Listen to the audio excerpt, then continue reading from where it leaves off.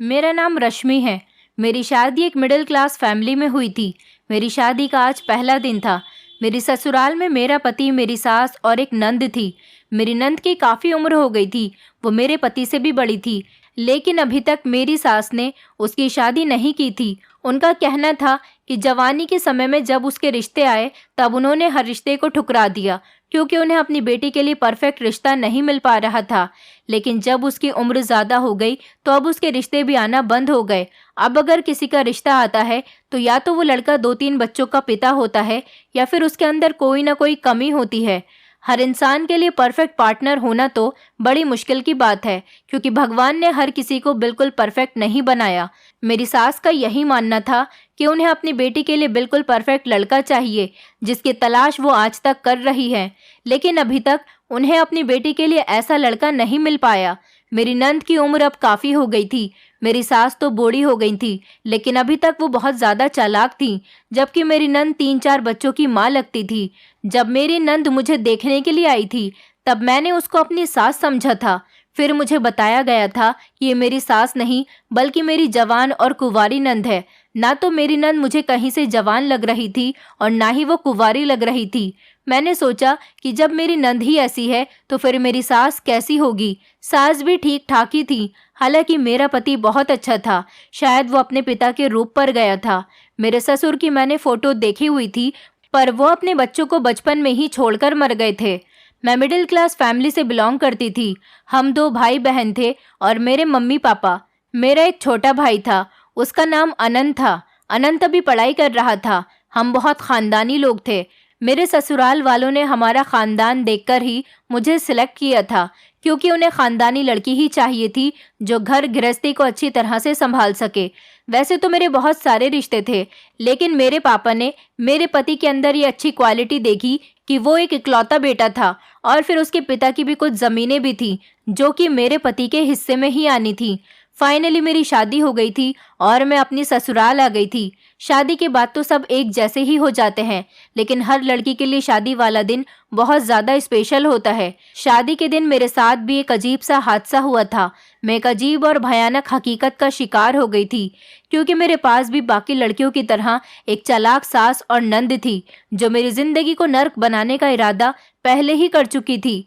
मुझे इस बात का आइडिया तब हुआ था जब वो दंदनाती हुई रात के 2 बजे के टाइम पर मेरे पति के बजाय खुद मेरे कमरे में दाखिल हो गई थी। मेरी सास के चेहरे के एक्सप्रेशन से लगता था कि वो बहुत ज़्यादा गुस्से में है। ऐसा लग रहा था जैसे बेटे की शादी उन्होंने मर्जी से नहीं करवाई है। फिलहाल वो मेरे पास आकर कहने लगी, तुम मेरी बहू हो और तुम्हें पता है ना कि एक औरत पत्नी होने से पहले एक बहू होती है, क्योंकि बहू से सभी की उम्मीदें जुड़ी हुई होती हैं। इसलिए तुम्हारा पति बाद में आता है, पहले उसके फैमिली के मेंबर्स आते हैं। तुम्हें इस घर में रहने की परमिशन मैं तब दूंगी जब मैं यानी तुम्हारी सास तुमसे खुश हो जाएगी। मैंने अपनी सास से मुस्कुराकर कहा, जी आप ठीक कह रही हैं, आप मेरी माँ समान हैं, मैं हमेशा आपकी सेवा करूंगी। मेरी सास ने मुस्कुराते हुए कहा, अरे मुझे माँ मत समझना, क्योंकि मैं माँ जैसा लाड प्यार मैं तुम्हें नहीं दे पाऊंगी। वो तो सिर्फ मैं अपनी बेटी को ही कर सकती हूँ और बहू कभी बेटी नहीं बन सकती। बेटी बेटी ही रहती है। बेहतर होगा कि तुम मुझे सास ही समझो। कहते हैं ना कि सास सास ही होती है, तो बस तुम अपने दिमाग में यही रखना कि अगर तुम मुझे अपनी माँ समझोगी तो फिर तुम मेरे साथ बेटियों की तरह नखरे भी दिखाओगी। और सच मानो तो मैं तुम्हारे लाड उठाने के मूड में बिल्कुल भी नहीं हूँ। मुझे उम्मीद है कि तुम हमेशा मेरे कहे पर ही चलोगी। ना मुझे तुम्हारी मोहब्बत चाहिए और ना ही ये कि तुम घर के काम करो। इस बात पर तो मैं खुश हो गई थी कि चलो मेरी सास मुझे नौकरानी नहीं समझने वाली है। फिर मेरी सास ने कहा कि घर के काम तो मैं खुद तुमसे करवा लूंगी। मेरे चेहरे पर जो अभी 2 सेकंड पहले मुस्कान आई थी वो एकदम गायब हो गई थी। उसके लिए मुझे तुमसे रिक्वेस्ट करने की कोई ज़रूरत नहीं है। मैं देख रही थी कि मेरी सास अपनी उम्र से ज़्यादा चालाक बनने की कोशिश कर रही थी। मेरी सास बहुत ही पुराने ख्यालों की औरत थी। मैं यही सोचने लगी कि क्या अब सारी ज़िंदगी मेरे साथ यही होने वाला है। फिर मेरी सास ने मुझे अपने कमरे में चलने के लिए कहा। मैं अपनी सास की बात सुनकर बहुत हैरान हो गई थी कि आज मेरी शादी की पहली रात थी और मेरा पति बाहर मेरा इंतज़ार कर रहा था और वो मुझे अपने कमरे में जाने के लिए कह रही है। मैं हैरानी से उनके चेहरे को देख रही थी। उन्होंने कहा, मुझे इतनी गौर से क्या देख रही हो? मैंने तुमसे कहा है ना कि तुम्हें मेरे कहे पर ही हमेशा चलना होगा। मैंने पूछा कि आप मुझे अपने कमरे में क्यों लेकर जा रही हैं। वो कहने लगी कि शादी की पहली रात ही अगर लड़की अपने पति के सामने नरम पड़ जाए तो उसका पति उसकी कोई वैल्यू नहीं करता। अरे बेवकूफ़ लड़की, मैं तो तुम्हारे पति की नज़र में तुम्हारी वैल्यू बढ़ाना चाहती हूँ। तुम उससे थोड़ा दूर रहोगी तो वो सारी ज़िंदगी तुम्हारी इज्जत करेगा। वैसे भी आज तो वो थका हुआ आएगा, क्योंकि शादी की तैयारियों में वो काफ़ी थक चुका है, इसीलिए तुम्हें टाइम भी नहीं दे पाएगा। तुम दोनों में कोई अंडरस्टैंडिंग भी नहीं बनेगी, इसीलिए तुम मेरे साथ मेरे कमरे में चलो और वहीं पर सो जाना। मेरी सास मुझे ज़बरदस्ती अपने कमरे में ले गई। मैंने देखा कि बाहर मेरा पति मौजूद नहीं था। अगर वो मुझे कहीं दिख जाते तो मैं उनसे कह देती कि मैं अपनी सास के कमरे में नहीं जाना चाहती, पर वो मुझे कहीं भी नज़र नहीं आए थे। मेरी सास मुझे कमरे में ले आई थी और उन्होंने कमरे का दरवाज़ा भी अंदर से बंद कर लिया था। इसी कमरे में मेरी नंद भी सोती थी। मेरा मन कर रहा था कि मैं अपने कमरे में चली जाऊं, लेकिन फिर मैं ऐसा नहीं कर पाई, क्योंकि मैं ऐसा करती तो मैं अपनी सास को पहले दिन ही बुरी लग जानी थी, क्योंकि आज मेरी शादी का पहला दिन था और पहले ही दिन मैं उनकी नज़रों में बुरी नहीं बन सकती थी। मैं खामोश रही। मेरी सास ने मुझे अपने बराबर में सोने के लिए कहा। मैं उनके बराबर में लेट गई थी। मेरे दिमाग में हजारों सवाल चल रहे थे। जैसे ही सुबह हुई तो मैं अपने कमरे तक पहुंची थी, क्योंकि मेरी सास ने मुझसे कहा था कि मेरी परमिशन के बिना तुम अपने कमरे में भी नहीं जाओगी। मुझे अपना कमरा अच्छी तरह से याद था। मैंने अपने कमरे का दरवाज़ा खोला तो मैंने देखा कि मेरा पति इस तरह फूलों की सेज में सो रहा था। शादी की पहली रात बहुत स्पेशल होती है। मेरी पहली रात अपने पति के साथ नहीं, बल्कि अपनी सास के बिस्तर पर गुजरी थी। मुझे इस बात का बहुत अफसोस हो रहा था। फिर मैंने सोचा कि कोई बात नहीं, अगर सास की इज्जत करूंगी और उनका कहना मानूंगी तो पति के दिल में भी हमेशा मेरी इज्जत बनी रहेगी। ऐसा लग रहा था कि जैसे मेरे पति ने सारी रात मेरा इंतज़ार किया था और फिर वो थक हार कर इंतज़ार करते करते ही सो गए थे। उन्होंने अपने कपड़े भी चेंज नहीं किए थे। कपड़े तो मैंने भी चेंज नहीं किए थे, क्योंकि मेरे कपड़े तो मेरे ही रूम में थे और मैंने कल रात अपनी सास के कमरे में गुजारी थी। मैं अपने पति के करीब में ही जाकर बैठ गई थी। न जाने कब उनकी आंख खुली और उनकी नज़र मुझ पर पड़ी। मैं इसी इंतज़ार में थी कि तभी मेरी सास की आंख खुल गई और वो मेरे कमरे तक आ गई, और कहने के बावजूद भी मैं उनकी परमिशन के बिना ही कमरे से निकल आई थी। उनके चेहरे पर घबराहट थी, जैसे उन्हें अपने किसी राज के फाश होने का डर हो। मेरी सास ने मुझे देखते ही कहा, अरे तुम सुबह सुबह यहाँ क्या करने आ गई हो? उन्होंने धीमी सी आवाज़ में कहा था, तो मैंने उनकी बात को इग्नोर करने की कोशिश की थी, जैसे मुझे कुछ सुनाई ही नहीं दिया हो। मजबूरन मेरी सास को ऊंची आवाज़ में बोलना पड़ गया था।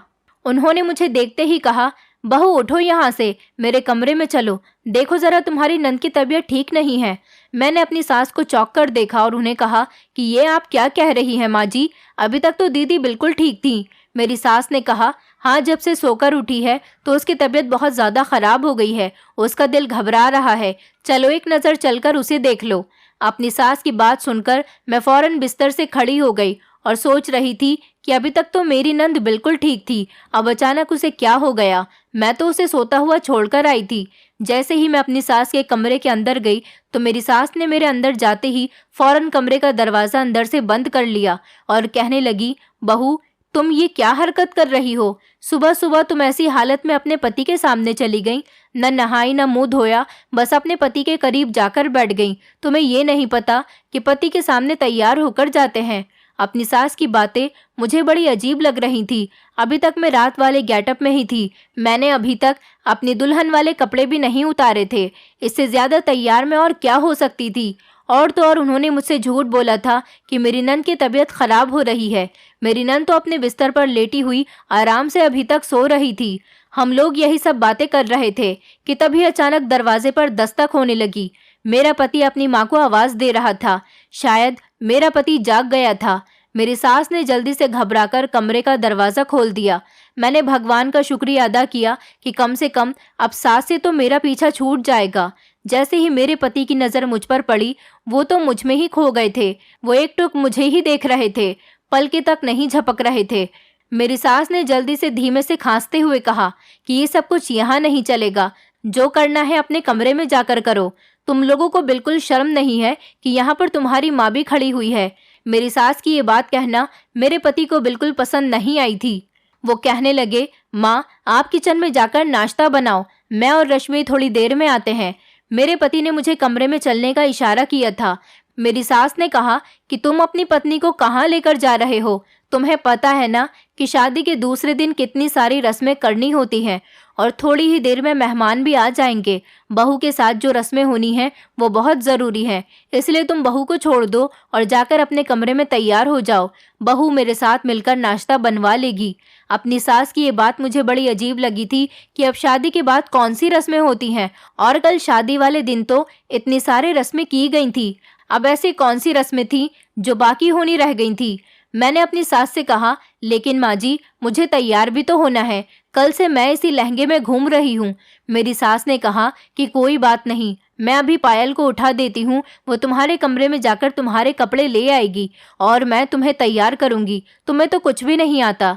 सारे मेहमान आएंगे तो क्या कहेंगे, इसलिए मैं तुम्हें अच्छे से तैयार कर दूंगी ताकि तुम सबको अच्छी लग सको। मैं हैरान हो गई थी कि मेरी सास मुझे अपने पति के पास जाने ही नहीं दे रही थी। अब इससे ज्यादा अत्याचार मुझ पर क्या हो सकता था? मैं वहीं पर खड़ी रही, लेकिन मेरे पति ने मेरा हाथ पकड़ लिया और वो मुझे कमरे के अंदर ले जाने लगे। मुझे खुशी हुई थी कि वो एक बहादुर मर्द हैं जो अपनी माँ के पल्लू से नहीं बंधे हुए बल्कि अपनी पत्नी की सुरक्षा करना जानता है। मेरे पति अपनी माँ की आंखों के सामने ही मेरा हाथ पकड़कर मुझे मेरे कमरे के अंदर लेकर आ गए थे और उन्होंने कमरे का दरवाज़ा अंदर से बंद कर लिया था। मेरी सास तो एक नज़र बस हम दोनों को देखते ही रह गई थी। उनकी हिम्मत ही नहीं हुई कि वो हमें रोक सकें। हम दोनों अभी बातें ही कर रहे थे कि 10 मिनट बाद मेरी सास ने फिर से कमरे के दरवाजे पर दस्तक देनी शुरू कर दी। मैंने जैसे ही कमरे का दरवाज़ा खोला तो उन्होंने कहा, मुझे तुमसे कुछ इम्पोर्टेंट बात करनी है। मैं हैरान थी कि मैं सारी रात तो उनके कमरे में ही रही हूँ, इस वक्त उन्हें मुझसे ऐसी कौन सी इम्पोर्टेंट बात याद आ गई थी। फिलहाल मैं खामोशी से अपनी सास के पास आ गई थी। वहां जाकर पता चला कि मेरी सास ने मुझे एक और धमकी दी थी। उन्होंने मुझसे कहा कि बात सुनो, ज्यादा होशियार बनने की जरूरत नहीं है। इस घर में रहना है ना, तो मेरी बात मानकर ही चलना होगा। अगर तुम अपनी मर्जी चलाओगी तो बहुत ही जल्द मैं तुम्हें इस घर से निकलवा दूंगी। इसलिए जैसा मैं कहती हूँ वैसा ही करती रहो। अभी जाओ और अपने पति का ख्याल रखो। मैंने तुम्हें अपना जवान बेटा दे दिया है, लेकिन कल मैं तुम्हें अपने साथ एक जगह लेकर जाऊंगी। तुम्हें तो मेरा एहसान मानना चाहिए कि मैंने तुम्हें अपना इतना अच्छा बेटा दे दिया है। अपनी सास की बातें मैं खामोशी से सुनकर अपने कमरे में आ गई थी और तैयार होने लगी थी। मेरे पति ऑफिस जाने के लिए घर से निकल गए थे क्योंकि दोपहर के 12 बज गए थे। मोहल्ले की कुछ औरतें आई थीं और उन्होंने मेरे साथ कुछ रस्म की थी। उसके बाद वो लोग भी अपने घर को चली गई थी, लेकिन उन सब ने ही मेरी बहुत तारीफ की थी और कहा था कि सविता, तुम्हारी बहू तो बहुत बहुत खूबसूरत है। तुम अपने बेटे के लिए बहुत ही अच्छी और कम उम्र की लड़की चुनकर लाई हो। मेरी तारीफ पर मेरी नंद और मेरी सास का बहुत मुंह बन रहा था। मेरी नंद पायल, उसका भी मूड मेरी तरफ से न जाने क्यों खराब था। वो तो मुझसे बात तक नहीं करती थी और अगर कभी बात करती तो ऐसा लगता था जैसे नफरत भरे शब्द मुंह से उगल रही है। मुझे समझ नहीं आ रहा था कि अगर इन लोगों को मैं पसंद नहीं थी तो फिर इन्होंने मेरी शादी अपने बेटे के साथ क्यों करवा दी। लेकिन ये तो शायद दुनिया का दस्तूर है कि सास और नंदे बहू के साथ ऐसा करती ज़रूर हैं, जैसा कि मेरे साथ हो रहा है। आज की रात भी आ गई थी और मेरी सास ने फिर से मुझे अपने कमरे में चलने के लिए कहा था, लेकिन मैंने आज अपनी सास से साफ इनकार कर दिया था कि आज मैं अपने पति के साथ रहना चाहती हूँ। मेरी सास ने कहा कि उसके साथ तो तुम सारी जिंदगी रह लोगी। कल सुबह मुझे तुम्हें एक जगह पर लेकर जाना है। सुबह सुबह मैं तुम्हारे कमरे में आकर तो अपने बेटे की नींद खराब नहीं कर सकती, इसलिए तुम अभी मेरे साथ सो जाओ तो हम दोनों खामोशी से घर से बाहर निकल जाएंगे। मैंने अपनी सास से कहा, आप आखिर मुझे कहाँ लेकर जाना चाहती हो? उन्होंने कहा, बस एक बहुत अच्छी जगह लेकर जाऊंगी। अपनी सास के इतना ज़्यादा जिद करने की वजह से मैं उनके कमरे में आ गई थी और उन्होंने आज फिर से मुझे अपने बराबर में लेटने के लिए कहा था। अगले दिन जब सुबह हुई तो लगभग सुबह के 8:30 बज रहे थे। मेरी सास ने मुझे उठा दिया और कहा कि जल्दी से अपना घूंघट कर लो और मेरे साथ चलो। मैंने अपनी सास से कहा कि इतनी सुबह सुबह हम लोग कहाँ जा रहे हैं? उन्होंने कहा कि एक बार मेरे साथ चलो तो सही। मेरी सास के हाथ में उनका पर्स था, वो मुझे घर से बाहर लेकर चली गई थी। मैंने अपनी सास के कहने के मुताबिक अपने मुंह पर घूंघट डाल लिया था। मेरी सास मुझे पता नहीं अपने साथ कहाँ लेकर जा रही थी। हम लोग काफ़ी दूर तक चलकर आ गए थे। फिर वहाँ आने के बाद वो एक तरफ खड़ी हो गई और कहने लगी, अब मेरी बूढ़ी हड्डियों में आगे चलने की जान नहीं है। बहू, तुम जाकर आगे जो दूध वाला है वहाँ से दूध ले आओ। उन्होंने मुझे अपने पर्स से कुछ पैसे निकाल कर देते हुए कहा था। मैं अपनी सास की बात सुनकर चौंक गई थी कि इतनी सुबह सुबह वो मुझे अपने साथ दूध लेने के लिए यहाँ पर लाई थी। मैं दूध वाले की दुकान पर गई और वहाँ से मैंने दूध की थैली ले ली थी। लेकिन मैं दूध लेकर मुड़ ही रही थी कि अचानक एक लड़के ने मुझसे कहा, बहन जी, आप ये दूध की थैली मुझे दे दो, मेरे पास पैसे नहीं हैं। मुझे उस बेचारे के ऊपर तरस आया था। वो मुझे कोई भिखारी लग रहा था। मैंने उससे कहा कि मेरे पास अभी पैसे नहीं हैं और ये दूध भी मेरी सास ने मुझे लाने के लिए कहा है। मैं तुम्हें अभी पैसे नहीं दे सकती और ना ही ये दूध दे सकती हूँ। तुम एक काम करो, तुम थोड़ी देर में पिछली गली के मकान नंबर 4 में आ जाना। मैं वहाँ से तुम्हें कुछ पैसे दे दूंगी। वो बेचारा मेरी बात सुनकर बहुत खुश हो गया था। उसने कहा, दीदी आपका बहुत बहुत शुक्रिया, और फिर वो मेरे पास से चला गया था। वो कोई भिखारी था।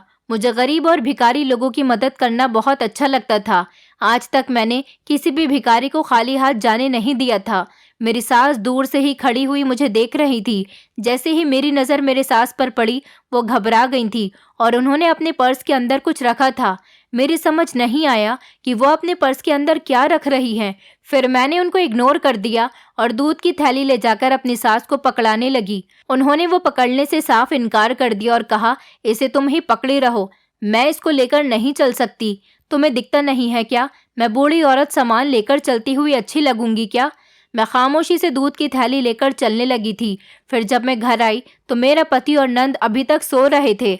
मैंने फ्रेश होकर किचन में जाकर सबके लिए नाश्ता बनाया था।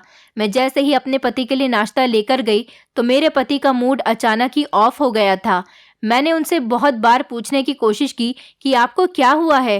वो कहने लगे, तुम मुझे सच सच बताओ, तुम रात के वक्त पर माँ जी के कमरे में क्यों जाती हो? मैंने कहा, आप ये कैसी बातें कर रहे हो? आपकी मम्मी खुद ही मुझे अपने कमरे में लेकर गई थी और उन्होंने मुझे अपने पास ही सोने को कहा था। मैं क्या कहती? उनसे ये कहती कि मुझे आपके साथ आपके कमरे में नहीं जाना।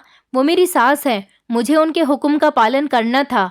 मेरे पति ने कहा कि तुम मेरी माँ की इज्जत करो या ना करो, क्योंकि मुझे कोई फर्क इसीलिए नहीं पड़ता। मैं अपनी माँ की इज्जत तो तुमसे करवा कर ही रहूँगा, तभी तुम इस घर में रहोगी।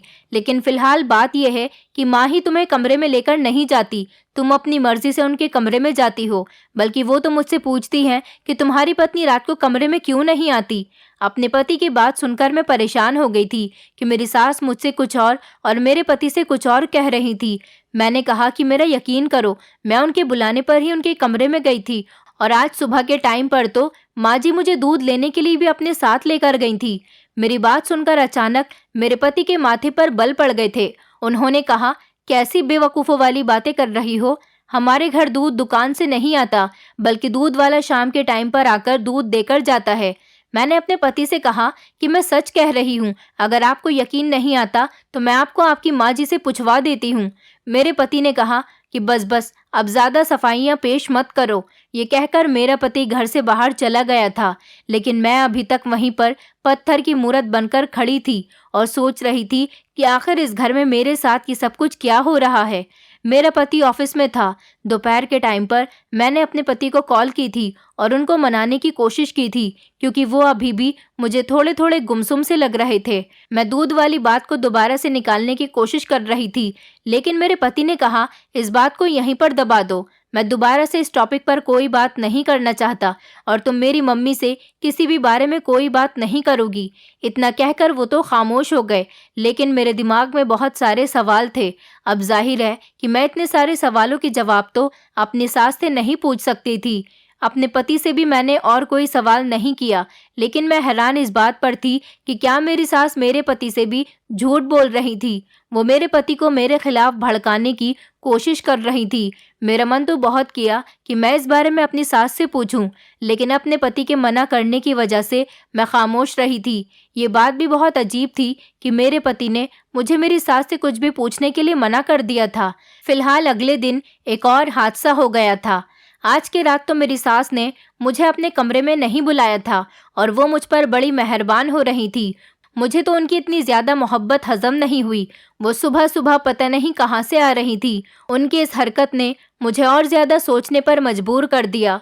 वो मेरे कमरे के अंदर भी आ गई थी और बहुत ज़्यादा खुश लग रही थी। मैंने देखा कि उनके हाथ में उनका पर्स था। उनके चेहरे पर हल्की हल्की घबराहट भी थी।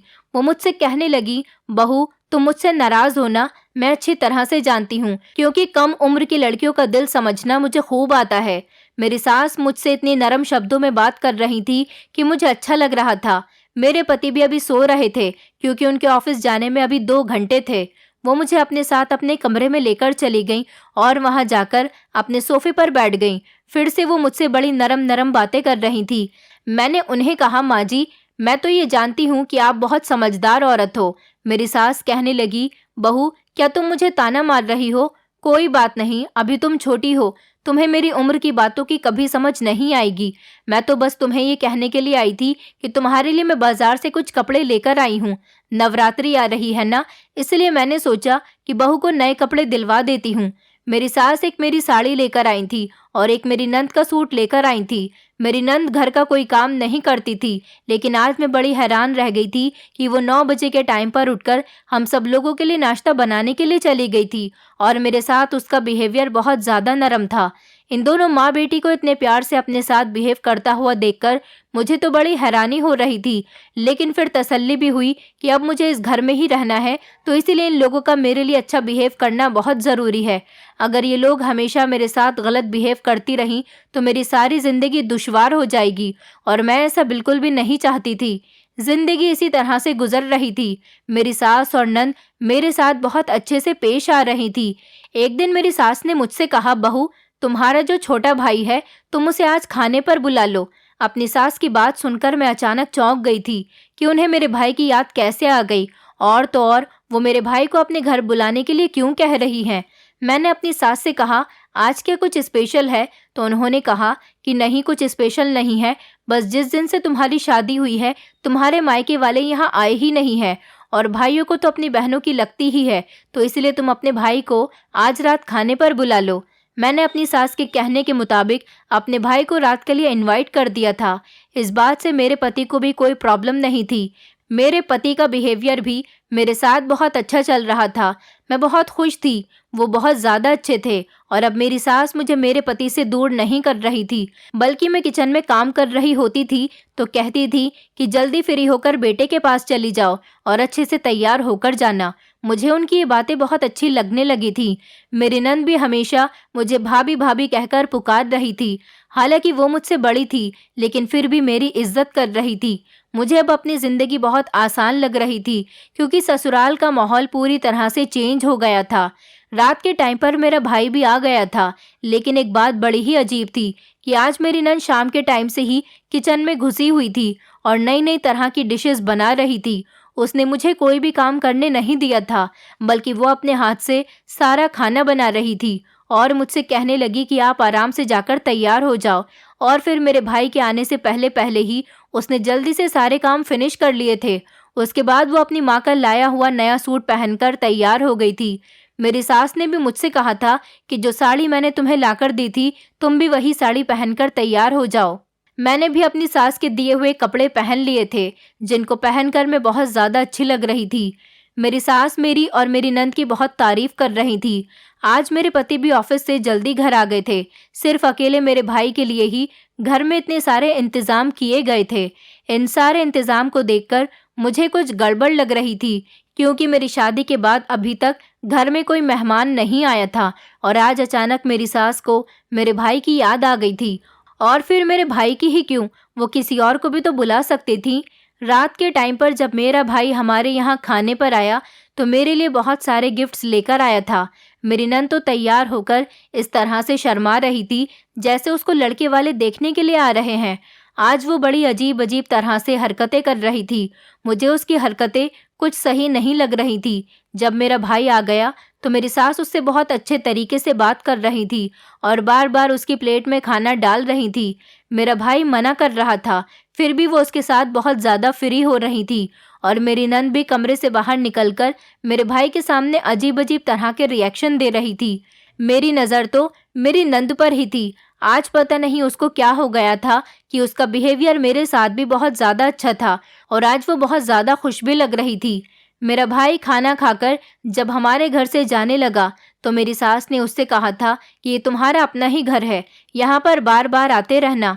मेरे भाई के जाने के बाद मेरी सास ने मुझसे कहा था कि तुम्हारा भाई तो बहुत अच्छा है, तुम अपने भाई के लिए कहीं लड़की नहीं देख रही? तुम्हारा भाई जवान है, खूबसूरत है, उसकी जल्दी ही शादी कर दो, उसका परिवार बस जाएगा, तुम्हें भी अच्छा लगेगा। मैंने अपनी सास से कहा कि अभी वो पढ़ाई कर रहा है और फिर उसकी जॉब लगेगी, मम्मी पापा उसके बाद ही उसकी शादी करना चाहते हैं। मेरी बात सुनकर अचानक मेरी सास ने मुंह बिगाड़ लिया था और कहने लगी कि जॉब भी लग जाएगी, अपने भाई की शादी ऐसी जगह करना जहां पर लड़की वाले उसे दहेज में जमीन दें ताकि वो आगे चलकर तुम्हारे भाई के काम आ सके। अपनी सास की बात मेरी कुछ समझ नहीं आई थी। फिर उन्होंने कहा कि हम भी अपनी पायल को दहेज में जमीन ही दे देंगे ताकि उसका पति अपना अलग बिजनेस कर सके। अपनी सास की इस बात पर मुझे कुछ शक हुआ था कि कहीं उनका मतलब ये तो नहीं कि वो मेरी नंद की शादी मेरे भाई से करवाना चाहती हों। मैंने जल्दी से अपना सिर हिलाया और सोचा कि नहीं नहीं, ऐसा नहीं हो सकता। कहाँ मेरी नंद और कहाँ मेरा भाई। मेरी सास काफ़ी देर तक इस बारे में मुझसे बातचीत करती रही थी, लेकिन मैंने उनकी बात को इग्नोर कर दिया था। मैं ऐसा बिल्कुल भी नहीं होने देना चाहती थी जैसा वो चाह रही थी। रात के टाइम पर मैं और मेरे पति कमरे में अकेले थे। तब मैंने अपने पति से ये बात कह दी थी कि आपकी माँ के इरादे मैं सही तरह से समझ गई हूँ। वो आपकी दीदी का रिश्ता मेरे भाई के साथ करवाना चाहती हैं। तभी तो उन्होंने आज मेरे भाई को खाने पर बुलाया था और वो उसके साथ इतनी अच्छी तरह से पेश आ रही थी। आपकी माँ की बातों से मैं इस बात को समझ गई हूँ कि वो ऐसा ही चाहती हैं। मेरे पति ने कहा, तुम पागल हो गई हो, ऐसा कुछ नहीं है। मेरी माँ के दिमाग में ऐसा कोई ख्याल नहीं आया होगा। उन्हें भी तो दिख रहा है कि तुम्हारा भाई कितना छोटा है और मेरी दीदी कितनी बड़ी है, फिर वो ऐसा क्यों करेंगी। अपने पति की बात सुनकर मुझे कुछ तसल्ली हुई थी कि चलो मेरे पति को भी लगता है कि उनकी माँ ऐसा नहीं कर सकती, शायद ये मेरा वहम ही हो।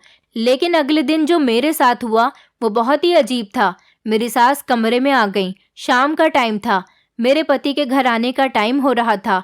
वो कमरे में आई तो उन्होंने मुझसे कहा, देखो बहू, मैं ज़्यादा घुमा फिराकर बात नहीं करूँगी। तुम आज ही मेरे बेटे के साथ अपने मायके जाओ और वहाँ जाकर अपने भाई के लिए मेरी बेटी का रिश्ता मांग लो। मैं अपनी सास की बात सुनकर चौंक गई थी और मैंने घबराकर उनकी तरफ देखा था। वो मुस्कुराकर मुझे देख रही थी। उन्होंने कहा, ज़्यादा हैरान होने की ज़रूरत नहीं है। चलो जल्दी से अपने पति के आने से पहले पहले तैयार हो जाओ और मेरे इस काम को फ़ौरन ही कर दो, क्योंकि मुझे अपनी बेटी के लिए तुम्हारा भाई पसंद आ गया है। इसलिए जाने के बाद रिश्ता पक्का करके ही आना। अपनी सास की बात सुनकर मैंने उनसे कहा, मैं तो आपको उसी दिन समझ गई थी जिस दिन आपने मेरे भाई को खाने पर बुलाया था। मुझे लग ही रहा था कि कुछ ना कुछ तो गड़बड़ है, लेकिन मुझे ये नहीं पता था कि आप इतनी हद तक गिर सकती हो। मेरा भाई आपकी बेटी से बहुत ज़्यादा छोटा है, ये बात आपको पता नहीं है क्या? मेरी सास ने कहा कि मुझे सब कुछ पता है। मैं तुमसे जितना कहती हूँ तुम उतना कर दो, वरना आज मेरे पास एक ऐसी चीज़ है जो मैंने तुम्हारे पति को दिखा दी तो वो तुम्हें फ़ौरन ही डिवोर्स दे देगा और इस घर से भी निकाल देगा। मैं अपनी सास की धमकियों में आने वाली नहीं थी। तभी अचानक मेरी सास ने अपना मोबाइल उठाया और कहने लगी, वो राज इस मोबाइल के अंदर है। वो इतना ज़्यादा कॉन्फिडेंस के साथ कह रही थी कि मुझे अब डर लगने लगा था कि आखिर मेरा ऐसा कौन सा राज मेरी सास के पास है। मेरी कुछ समझ नहीं आ रहा था कि मैं क्या करूं। मैंने अपनी सास से साफ इनकार कर दिया था कि मैं आपकी धमकियों में नहीं आऊंगी और मैं अपने मायके जाकर ऐसी कोई बात नहीं करूंगी। मेरी सास ने कहा, तो फिर तुम इस अंजाम की खुद ही जिम्मेदार होगी। वो मेरे पति के घर आने का इंतजार कर रही थी। मेरे पति घर पर आ गए। मेरी सास ने मुझे मायके जाने का इशारा किया था, लेकिन मैं मायके नहीं गई। उन्होंने फिर मेरे पति को अपने कमरे में बुलाया और न जाने वो मेरे पति से क्या बात करती रहीं। मैं दरवाजे पर कान लगाकर उन लोगों की बातें सुन रही थी। तभी आकर मेरी नंद ने कहा कि भाभी आप अपने कमरे में जाओ, ये माँ बेटे के आपस की बात है, आपको कान लगाने की ज़रूरत नहीं है। मुझे डर लग रहा था कि मेरी सास पता नहीं मेरा ऐसा कौन सा राज मेरे पति को बताने वाली है। मेरे पति ने मुझे कमरे के अंदर बुलाया था। पता नहीं वो मुझसे क्या बात करने वाले थे। मेरी सास ने मेरे पति के सामने मुझ पर अजीब अजीब तरह के इल्ज़ाम लगाने शुरू कर दिए और कहा कि तुम्हारी पत्नी को रोज़ सुबह घर से बाहर निकलने की आदत थी, तभी तो ये तुम्हारे पास कमरे में नहीं जाती थी और मेरे कमरे में आ जाया करती थी। अपनी सास की बात सुनकर मैं चौंक गई थी। उन्होंने कहा कि अगर तुम्हें यकीन नहीं आता तो मैं तुम्हें मोबाइल में वीडियो दिखाती हूँ। मेरी सास ने अपना मोबाइल मेरे पति के हाथ में दे दिया था। मेरे पति ने जैसे ही वीडियो ऑन की तो वो ब्लैंक वीडियो था। उन्होंने ब्लैंक वीडियो मेरी सास की तरफ किया और कहा कि माँ ये क्या है। मेरी आंखों में अपने ऊपर लगे हुए इल्ज़ाम की वजह से आंसू आने लगे थे और मैं ये भी जानती थी कि मेरा पति मेरी सास की बातों में आसानी से आ जाएगा। लेकिन फिर भगवान की करनी अच्छी थी कि मेरी सास ने जो मेरा वीडियो बनाया था वो उसको सेव करना भूल गई थी। मोबाइल देखते ही मेरी सास की आंखें फटी की फटी रह गई थी। उन्होंने कहा, बेटा मैंने तो वीडियो बनाया था। अरे ऐसे कैसे, कुछ नहीं है, इसमें तुम्हारी पत्नी दूध वाले से बात कर रही थी। मेरी सास के मुंह से अपनी गलती खुद ही निकल गई थी। मेरे पति ने कहा, आप तो कह रही थी कि ये घर से बिना बताए निकल जाती है, तो फिर आपको कैसे पता कि ये दूध वाले से बात कर रही थी। मेरी सास के होश उड़ गए थे क्योंकि वो जल्दबाजी में अपनी ही गलती को अपने मुंह से निकाल बैठी थी। मैंने अपने पति को सारी हकीकत बता दी थी। दरअसल मेरी सास मुझे जिस दिन सुबह सवेरे दूध के बहाने से घर से निकाल कर ले गई थी, उन्होंने एक भिखारी को कहा था कि वो आकर मुझसे बात करे ताकि मेरी सास मेरा वीडियो बना सके। और उस दिन मेरी सास ने अपने पर्स के अंदर और कुछ नहीं बल्कि अपना मोबाइल ही रखा था और मेरे पति को बताया था कि मैं सुबह सवेरे किसी से मिलने जाती हूँ और मैं गलत लड़की हूँ, तभी तो मैं अपने पति के करीब नहीं जा रही थी। लेकिन जब मेरी सास के दिमाग में ये बात आई कि क्यों ना वो मुझे अपनी बातों में ले लेकर और अपनी बेटी का रिश्ता मेरे भाई के साथ करवा दे, तो इस तरह से उनकी बेटी का घर भी बस जाएगा, क्योंकि मेरी नंद का अभी तक रिश्ता नहीं लग पाया था। मेरा पति अपनी माँ की इस चालाकी पर उनसे बहुत नाराज हुआ था और उसने कहा था कि हम शादी करने के लिए किसी के साथ ज़बरदस्ती नहीं कर सकते। और तो और आपने मेरी पत्नी को भी मुझसे दूर करने की कोशिश की थी, क्योंकि मेरी सास को अपनी बहू का घर बसा हुआ पसंद नहीं आ रहा था। ऐसा इसीलिए था क्योंकि उनकी बहन अपनी ससुराल नहीं जा पाई थी, तो वो चाहती थी कि बहू भी सुकून से ना रहे। मेरे पति ने अपनी माँ से बोलचाल खत्म कर दी थी। काफ़ी महीनों तक उन्होंने अपनी माँ से कोई बातचीत नहीं की थी। मेरी सास ने मुझसे माफ़ी मांगी थी। मैंने अपने पति को बहुत समझाया, तब जाकर उन्होंने अपनी माँ को माफ़ किया था।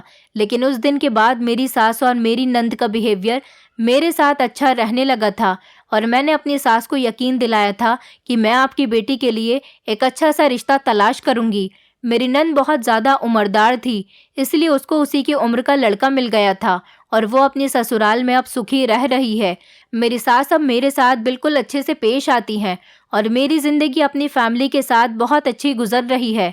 दोस्तों, उम्मीद करती हूँ आपको हमारी कहानी पसंद आई होगी। कहानी पसंद आई है तो वीडियो को लाइक करें, चैनल पर नए हैं तो चैनल को सब्सक्राइब करें और हाँ, नोटिफिकेशन बेल को ज़रूर दबाएं ताकि अगली अपडेट सबसे पहले आपको मिले।